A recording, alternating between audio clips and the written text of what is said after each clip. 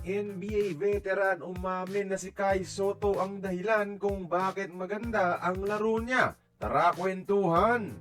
Isa sa mga magandang bagay sa pagbabalik ni Kai Sotto sa Koshigaya mga idol ay yung kanyang playmaking. Kapansin-pansin ang chemistry niya sa NBA veteran na si Jarrell Martin mga idol na nakilala sa kanyang stint sa Memphis Grizzlies.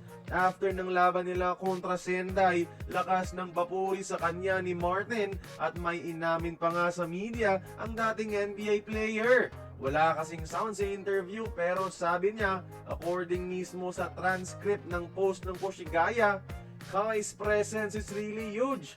The opposing team has to come at Kai and when they do, it opens up duck-ins or post-ups for me as the smaller big man.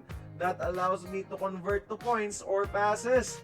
So his presence really makes a big difference. Plus, our chemistry as a big duo is working well even in those situations. So I'm looking forward to making even better use of it going forward. Ganon yung sinabi niya mga idol, word for word according sa transcript. Pero yung pagkakasabi o yung tono, hindi ganon ha, akin lang yun. Ibig niyang sabihin mga idol ay malaking tulong talaga yung presence ni Kai at yung kanyang playmaking dahil nagiging madali ang kanyang trabaho. Once makahawak kasi si Kai ng bola, nakaka-attract na siya ng depensa at dahil sa kanyang playmaking ability, nahahanap niya itong NBA player palagi. Nagugustuhan ni Jarrell Martin ang big-to-big connection nila ni Kai at mas ikakapilalize niya pa ito sa mga susunod na laro.